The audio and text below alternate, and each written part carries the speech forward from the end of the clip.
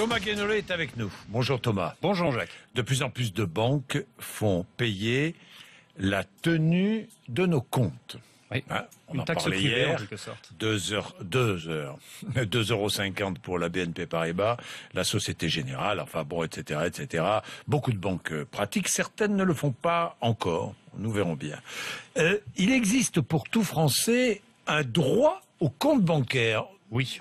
Ah, Servez-vous-en pour ceux qui nous écoutent. Je ne savais pas. Eh oui, si les gens ne le savent pas, si vous ne pouvez pas payer les frais d'un compte bancaire, vous Oui. avez quand même le droit à un compte. C'est un droit. Si la banque refuse, concrètement, Oui. vous exigez une lettre de refus et vous contactez la Banque de France. La Banque de France imposera à une banque de vous ouvrir un compte avec le service bancaire de base, juste ce qu'il faut pour déposer C'est et normal. retirer de l'argent. Ça, c'est normal. Le compte Twitter de RMC va d'ailleurs poster un lien avec les infos utiles pour faire ça, pour les gens que ça pourrait concerner. Bon, moi je veux bien. Je veux bien qu'on fasse payer la tenue du compte, mais alors, rémunérons. Quand c'est en excédent, Bah oui. c'est vrai que ce serait logique. C'est-à-dire, on paye. Quand il y a de l'argent sur le compte. En fait, quand l'argent est sur le compte, on est créditeur. Ça veut dire au sens strict qu'on est en train de faire un crédit à la banque parce qu'elle se servira de cet argent dans ses opérations. Et on n'est pas payé pour ça. Donc, puisqu'on paye quand on est débiteur, il faudrait qu'on soit payé quand on est créditeur. Ça s'appelle un compte rémunéré. Ça existe dans certaines banques. Il faudrait le généraliser. Oui, c'est vrai que ça existe dans certaines banques, mais pas.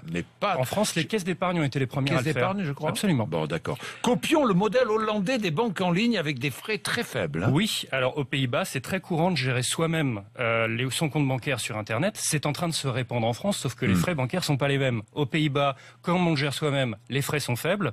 Chez nous, on a de plus en plus des activités de gestion nous-mêmes sur Internet, mais on nous maintient les mêmes frais en réalité, ce qui est illogique puisqu'on fait le boulot. Oui, évidemment. François Hollande avait promis une grande réforme bancaire, me semble-t-il. Ouais, mais depuis 2012, c'est la France en réalité qui bloque la grande réforme bancaire européenne. En réalité, depuis 2012, l'Europe prépare une grande réforme de séparation entre les activités de banque dans l'économie réelle, par exemple nos comptes courants, et les activités de spéculation en bourse. L'idée, c'est d'éviter qu'en faisant à la fois de l'économie réelle et de la spéculation, une grande banque puisse entraîner dans sa chute des ménages et des entreprises. Ça a déjà été lancé aux États-Unis. Absolument, ça s'appelle la règle Volcker et c'est encore plus fort au Royaume-Uni. Au Royaume-Uni, en fait, ce sont les plus rigoureux d'Europe en la matière. C'est étonnant, mais c'est la réforme Vickers avec une séparation très stricte. Sauf que sur les 10 grandes banques européennes qui pratiquent ce mélange d'activités très dangereux, il y en a 5 qui sont françaises, par exemple Société Générale et BNP Paribas. Donc François Hollande a fait passer en urgence, dès 2012, une séparation très faible des activités des banques. Ça a fait zéro impact.